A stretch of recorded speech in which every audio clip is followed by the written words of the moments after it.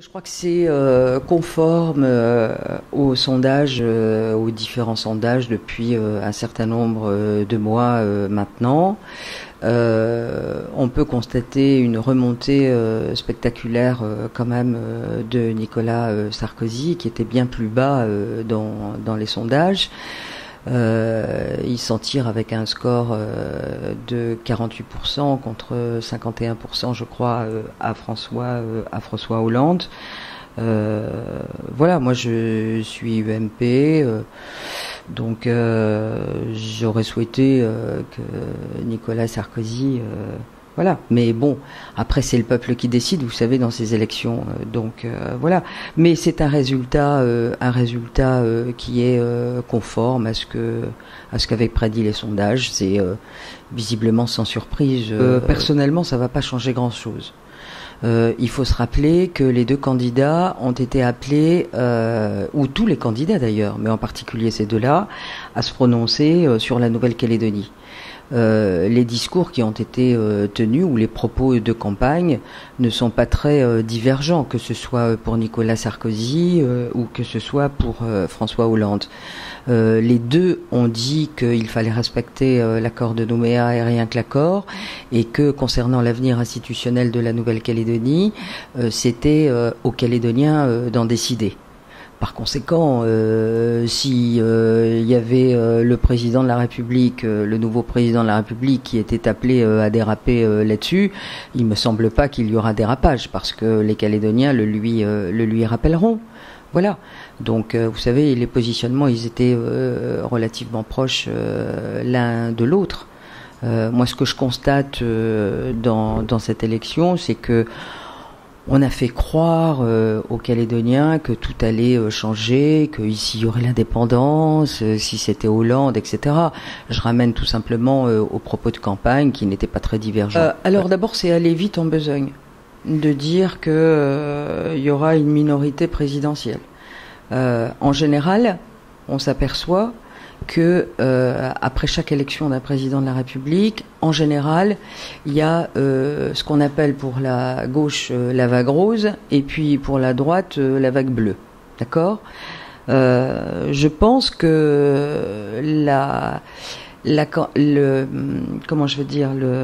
l'élection de François Hollande en tant que président de la République va sans doute amener parce que ça crée une dynamique, évidemment, ça va peut-être amener à faire en sorte que l'Assemblée nationale va peut-être basculer à gauche.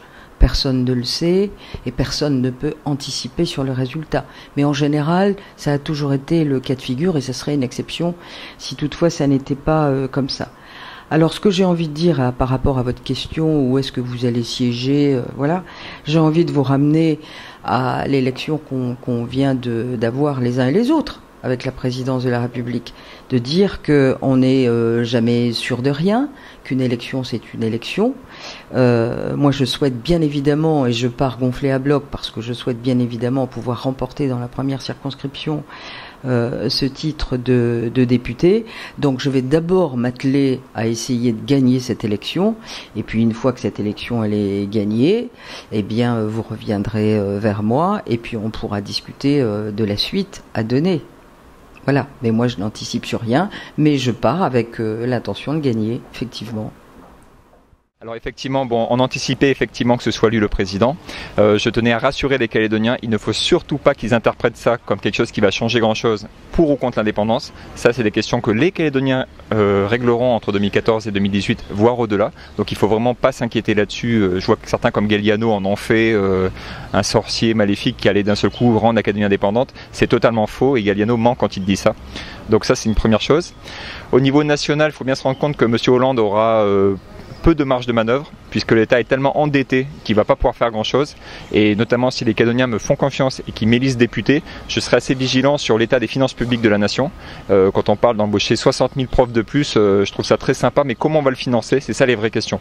Donc il faut qu'ils n'oublient pas la rigueur budgétaire, et c'est ce que je ferai si je suis élu député. Voilà, pour la Calédonie, ça ne changera strictement rien, je le répète. Vraiment, nous sommes un pays qui est maintenant très autonome. Rappelez-vous que à l'issue des transferts de compétences, et la fin est en 2014, c'est demain, il ne reste restera à l'État plus que les compétences régaliennes. L'armée, la justice, la monnaie, la sécurité intérieure. Donc vous vous doutez bien que sur ces compétences-là, que ce soit un président de gauche ou de droite, genre l'armée restera la même, la monnaie aussi, etc. etc.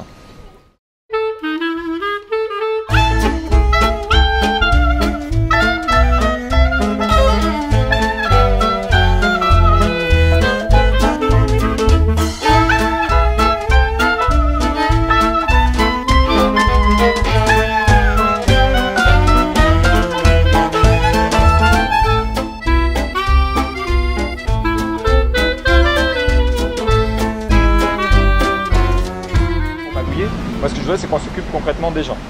Donc, parler du transport, de l'éducation des enfants, des retraités, etc., du développement économique. Voilà, les dossiers concrets. En plus, la Calédonie, dans l'accord de Nouméa, est en train de transférer, d'accepter les transferts de compétences. Il faut des gens qui travaillent et non des gens qui restent de la politique. Est-ce que je vous laisse lire le document? Si vous avez des questions, vous pouvez me les poser par Internet aussi. Si vous avez Facebook ou email, les gens me contactent, ça marche bien sur mon profil. Voilà. Merci, bonne journée. Je vous remercie, bonne journée. Alors Monsieur Enoch, comment ça se passe la relation avec les gens dans la rue comme ça? Écoutez, ça se passe très bien. En fait, les gens sont très contents de voir justement qu'on vient à leur rencontre. Et puis surtout, ils sont très intéressés quand je leur dis que la démarche est apolitique. Ça, c'est une grande crainte. Je leur parle élection, ils sont réticents parce qu'ils se disent qu'est-ce qu'on va encore nous vendre comme sauce. Et je leur dis que je ne représente aucun parti politique, mais que je suis là pour justement défendre les gens et les dossiers. Surtout quand on commence à parler de lutte contre la corruption, donc ça, ils sont très demandeurs. Lutte contre le clientélisme aussi, et puis qu'on s'occupe d'eux tout simplement. Déjà, je leur dirais de voter pour moi. Votez pour moi pour une raison simple, c'est que regardez actuellement ce qui se passe dans les campagnes de mes concurrents, on va dire. On voit que l'UMP passe son temps à dire que Calédonie Ensemble est nul, Calédonie Ensemble dit la même chose de l'UMP, et finalement, concrètement, on n'avance pas beaucoup sur les dossiers. De leur côté, le FNKS veut faire une candidature sur la notion d'indépendance ou pas. Je trouve que c'est des notions qu'il faudrait dépasser. Au jour d'aujourd'hui, il y a une génération qui arrive et qui a envie qu'on arrête de se tirer dans les pattes et qu'on construise concrètement. Donc les gens veulent une candidature sérieuse et j'espère être celle-là justement. Je vais vous donner une idée concrète. Je parle beaucoup de rigueur budgétaire. C'est-à-dire, par exemple, pour le niveau national, il faut savoir que la France est endettée de 1700 milliards d'euros. J'ai multiplié par 120 pour avoir le taux de conversion. C'est énorme. Et ça, depuis 40 ans, chaque année, la France fait des budgets en déséquilibre. Aujourd'hui, François Hollande a été élu. Dans son programme, il y a des choses justement qui me laissent à craindre qu'on va vers encore plus de dépenses publiques, dépenses budgétaires. Donc si je suis élu député, je proposerai aussi des notions concrètes pour faire des économies au niveau national, mais aussi pour que l'argent qui vient en Calédonie soit mieux utilisé. Qu'on arrête les hôtels en défiscalisation qui ne servent à rien, qui ne rapportent ni au pays et qui ne créent pas tant d'emplois que ça, mais qu'on fasse au contraire des investissements structurants dont le pays a besoin. Des lycées en bon état, des stations d'épuration, des routes qui fonctionnent, etc. Oui, une grande satisfaction, d'autant que le Palika a organisé les primaires citoyennes ici. Donc ces élections arrivent dans la foulée de ces primaires. Nous avons porté aux côtés du FLNKS la candidature de François Hollande. Aujourd'hui, c'est le candidat qu'on a porté qui sort président de la République. Pour nous, c'est une bonne chose, d'autant que si l'on regarde ses engagements, notamment par rapport à la mise en œuvre de l'accord, nous pensons que c'est le bon candidat pour mener à terme l'accord de Nouméa. Par ailleurs, François Hollande étant un homme de gauche, le Palika pour sa part se revendique également d'être de gauche, défendre en Nouvelle-Calédonie les valeurs de justice et d'équité sociale. Alors, je pense qu'il peut y avoir des points de vue convergents quant aux politiques qui pourraient être menées donc là où on est. Le constat qu'on fait aujourd'hui, c'est que dans les communes indépendantistes, effectivement, on a voté à gauche. Dans Nouméa et le Grand Nouméa, donc où traditionnellement on vote à droite, on est resté à droite. Je crois que l'explication donc de ces résultats est que il y a une réaction donc par rapport donc à la sortie de l'accord. On s'aperçoit qu'aujourd'hui le fait que en Nouvelle-Calédonie ce soit Sarkozy donc qui arrive largement en tête, c'est que il y a les gens continuent à s'arc-bouter sur les privilèges acquis de par l'histoire. Je crois qu'on a du mal à faire le pas, notamment vers ceux qui, vers le peuple kanak aujourd'hui en responsabilité. C'est encore le vote peut-être de la peur de l'avenir. Donc pour nous, et on dit depuis 98, on fait l'effort. Donc et le Palika, donc en particulier, travaille dans le cadre des démarches dites d'ouverture pour asseoir la communauté de destin ici, à savoir la démarche ouverture citoyenne ou encore Union nationale pour l'indépendance dans la diversité. C'est autant de démarches qui pour nous pourraient être un moyen pour casser cette politique de la peur donc, que l'on connaît aujourd'hui.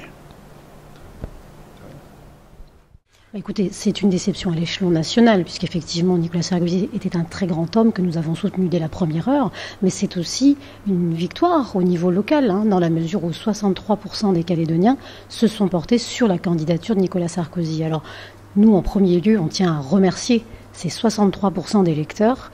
Ils nous ont envoyé un message fort. Vous vous souvenez, Nicolas Sarkozy s'était prononcé pour le maintien de la Nouvelle-Calédonie dans la France, même si au final ce sont les Calédoniens qui décideront.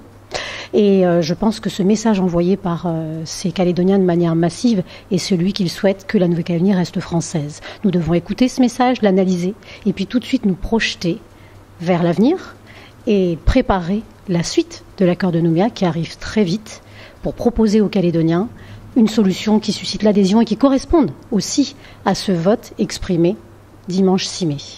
Nous serons très très vigilants en Nouvelle-Calédonie, le Rassemblement UMP, à ce que ce qui avait été mis en place par le président Sarkozy en termes justement de préparation de l'avenir de la Nouvelle-Calédonie, les comités stratégiques sur les bilans de l'accord de Nouméa, sur l'avenir institutionnel, sur le nickel aussi, puisse être maintenu. Nous y serons très vigilants.